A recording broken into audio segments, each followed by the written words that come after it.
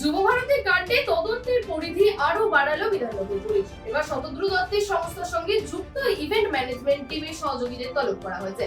জানা গেছে ইভেন্ট পরিচালনার দায়িত্বে থাকা মোট 6 জনকে আগামীকাল বিধাননগর দক্ষিণ থানায় একটা নোটিশ দেওয়া হচ্ছে পুলিশের তরফে।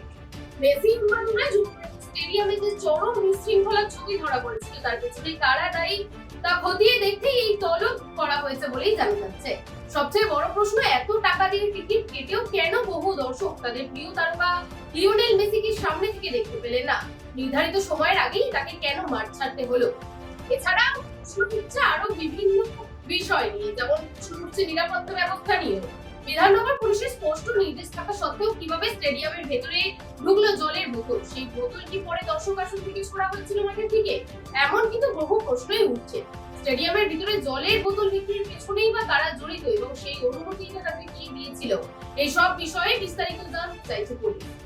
শতদ্রু দত্তের সংস্থার সহযোগীদের জিজ্ঞাসাবাদের মাধ্যমে পুরো ইভেন্টের পরিকল্পনা, নিরাপত্তা ব্যবস্থা এবং দর্শক নিয়ন্ত্রণ নিয়ে একাধিক গুরুত্বপূর্ণ তথ্য উঠে আসতে পারে বলেই মনে করছেন তদন্তকারীরা। ভারতী কাণ্ডে অব্যবস্থাপনার দায় কার আর কোথায় কোথায় গাফিলতি তা পরিষ্কার করতেই এবার তদন্ত আরো করা হবে। আবার আসছে পরবর্তী সময় আর গুরুত্বপূর্ণ খবরের আপডেট নিয়ে ততক্ষণ চোখ থাকুন এই বেলা বাংলার পর্দায়।